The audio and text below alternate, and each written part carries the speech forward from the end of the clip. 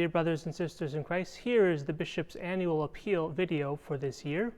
I myself always try to support the annual appeal with a personal gift, and I call your attention to things that we have contact with here at St. John Vianney Parish that are listed or shown in this year's video.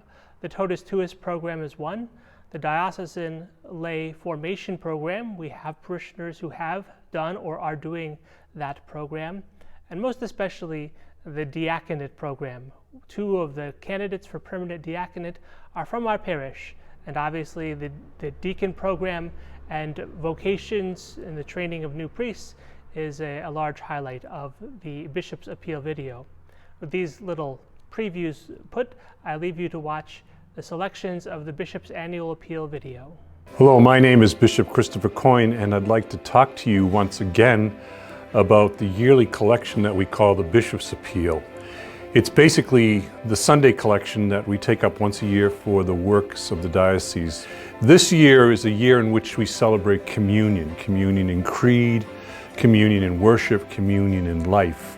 It's a time that I thought was very appropriate for us to consider how we live and move and have our being in communion with each other, in the fidelity and belief in the doctrine and dogma of the Church, the unity of faith that we celebrate, but how we also come together to celebrate that communion, most especially in the Eucharist, where we're privileged to celebrate the sacrament of the Mass and receive Holy Communion.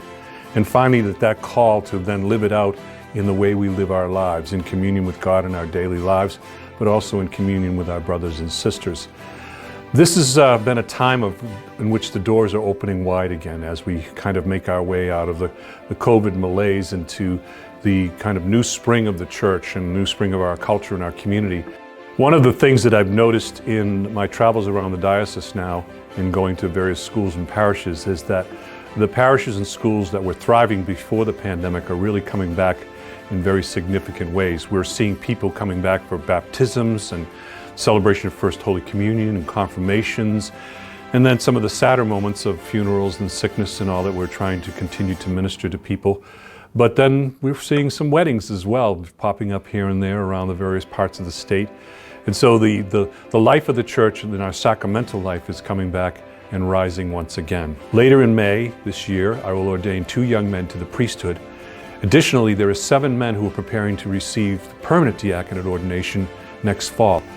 We have been returning to our practice of having men's and women's retreats. Thank you so much for your support of the Bishop's Appeal, which supports our ministries that we really seek to build vibrant parishes and share the gospel throughout our beautiful state. This year we had 2 women's retreats around the diocese, wonderful opportunities for the women of our church, our diocese, to gather together in community, in faith and fellowship and joy, and take that same gift and joy back to their parishes. The men's conference this year, which took a hiatus last year due to the COVID, returned and was wonderfully well attended with a great spirit again of fellowship, of joy, community with the men of the diocese. Among the great works that you and I do is that we witness to the gift of life that God has given to us, especially the protection of all human life from the moment of natural conception to the moment of natural death. This past January, I was able to join with many people down in Montpelier for a rally for life in which hundreds of our good and faithful around the state came together to propose and to continue to foster the enactment of good laws that protect all human life from the moment of conception to the moment of natural death.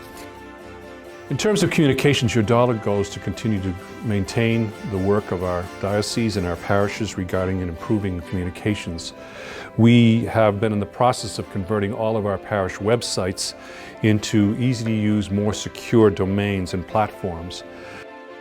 And one of the new endeavors that we have is the Coffee with Bishop series that comes out every Wednesday morning. One of the new and exciting programs that we've come out with is Coffee with Bishop Coyne, where Bishop Coyne and I sit down every Wednesday morning together and discuss different topics pertaining to the Catholic Church in Vermont and the Catholic Church beyond. It's just a really nice way to start the morning. On top of that, we have our award-winning Vermont Catholic magazine, which we're still producing quarterly. All the money from the Bishop's Appeal helps support things like the magazine, like Coffee with Bishop Coyne, and our social media, which we use to reach people from all over the world. Following up on all of this too, there are a number of people who are still struggling to come out of the COVID-19 pandemic, especially financially, with jobs that have not been recovered and with the increase in inflation and the cost of home heating oil.